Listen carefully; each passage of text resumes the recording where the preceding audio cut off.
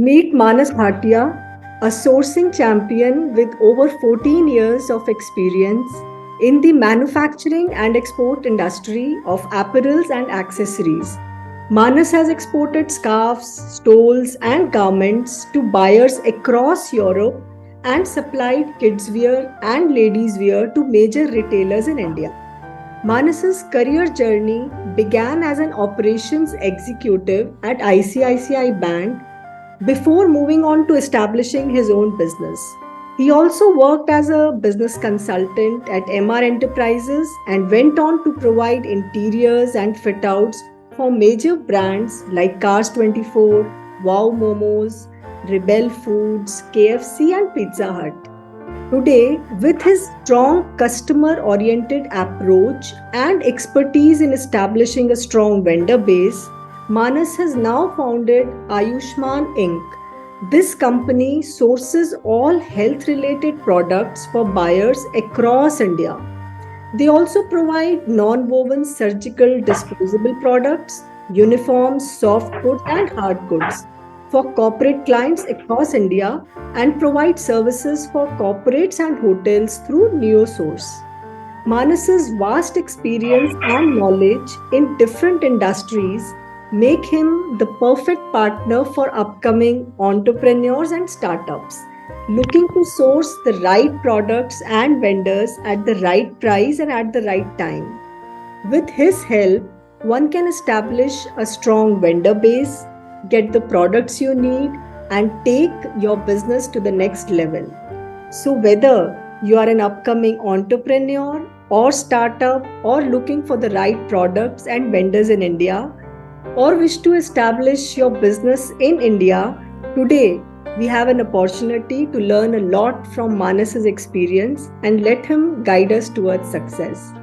Manas, I welcome you to our show and Thank you so thank much for this beautiful introduction. Thank you. welcome, Manav. So, Manav, what inspired you to transition from the banking sector to the sourcing industry, and how did you prepare yourself for this transition?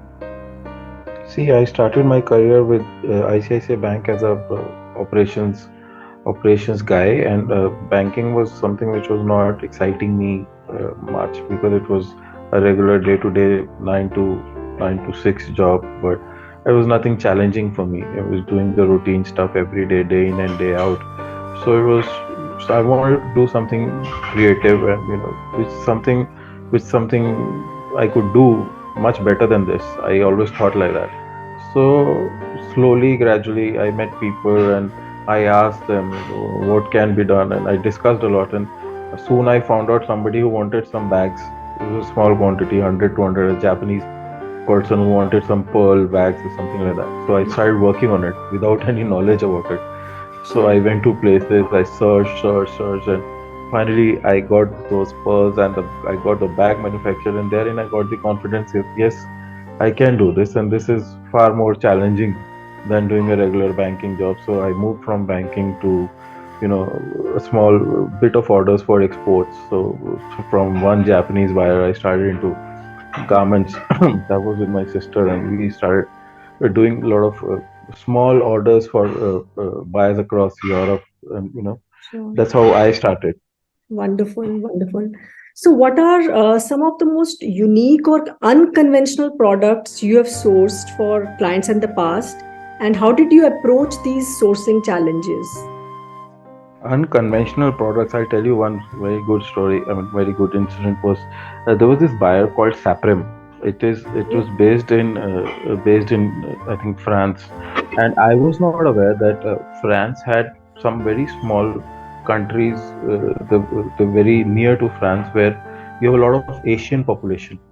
So for Okay, that Asian population, you need garments like your kids salwar kameez and kurta pajama and lehenga choli and all that stuff goes right. from India. And that buyer wanted us to source that stuff for him from India, and he wanted very nice packaging also because it was the major sales is on Diwali. Sure. So we started with searching for these products, and these products, these those lehenga cholis and everything, they were being made somewhere in in villages across Gujarat. So they were very interiors of Gujarat where these products are made by hand, and then they are brought here in Delhi. So it's a very intricate process. So somehow we managed to source those lehenga cholis, and then we found out that they were in a very pathetic condition to be sent to Europe. So Okay. then we had to rework on it in the sense that the packaging and thread, everything was done here in Delhi. And then we worked a lot. Maybe 1.5 months we worked only on its packaging, and that the stuff looks good to be sent across as an export product to Europe. And once it was sent, there were lehenga cholis, there were kurta pajamas, there were other kids garments also, but they were all traditional stuff from India. And we established a very good connect with that buyer in France, and I exported a lot of goods for them after that, because that was the whole process took a lot of time, but yes, effort, and yes, the buyer was really satisfied with the end product which he got, which required a lot of effort. Sure. So, see, this is a very changing industry, and trends keep changing. How do you stay up to date with this changing trends and with within this industry? And what resources or strategies do you use to stay informed yourself? See, to be in trend with this industry, you need to make sure you read a lot, you meet a lot of people, and then therein you get the knowledge. I am learning every day. Everybody is learning like that only. You meet a lot of people, you read a lot, articles, newspapers, whatever. You are on Google all the time. Google is probably the best friend these days, and you get a lot of answers. But still, you need to meet a lot of people. You need to get that basic knowledge of where the product is being done, how it is being done, and you.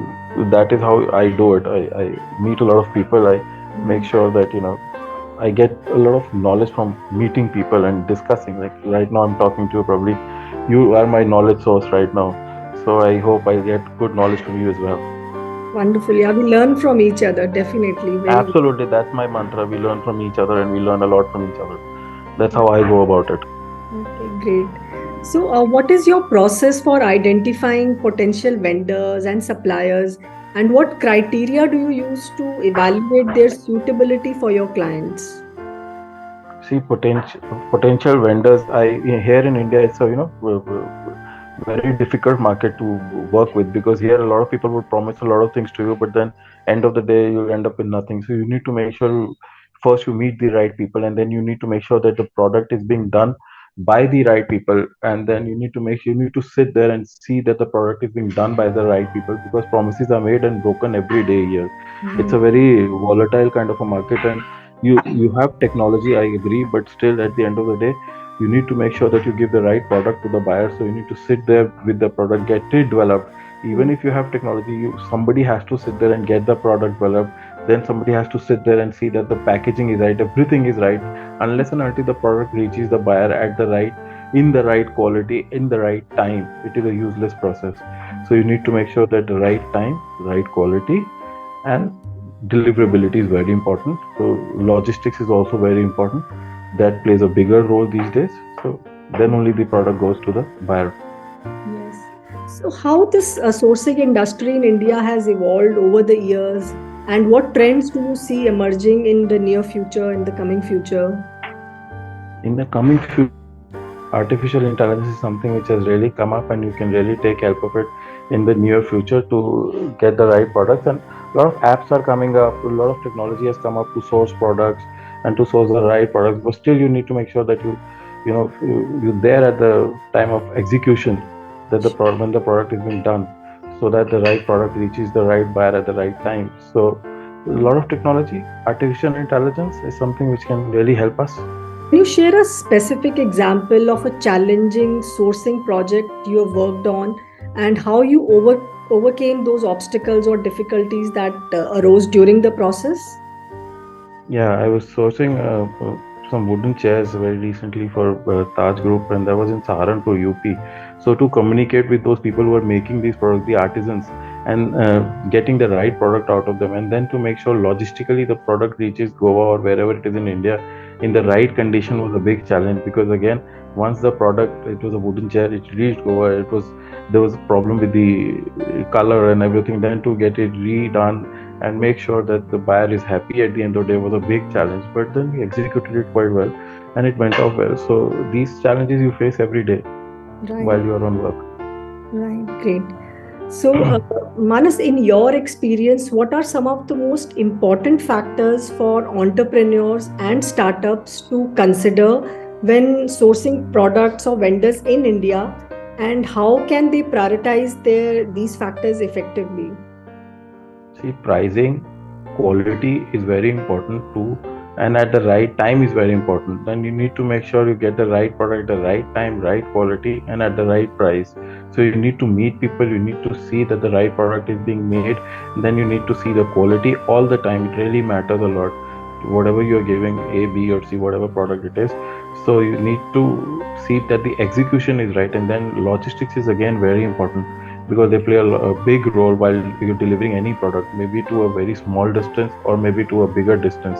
But then you need to make sure that the right product reaches the right person at the right time. So meet, see, execute, and make sure that it is being done at the right quality. So Right. that is the only way you can make sure that everybody is happy while a transaction is being on or a product is being delivered. Wonderful. Yeah. Great, Manas. Thank you so much for joining us today. I would really like to extend my sincere gratitude for Thank sharing you, your thank you. extensive knowledge and experience with us. And this has been a really informative, engaging, and thought provoking discussion. Your contributions have really been valuable in this industry, and we look forward for Thank an you so much. opportunity to discuss further also in more details at some point. Anytime. Thank you.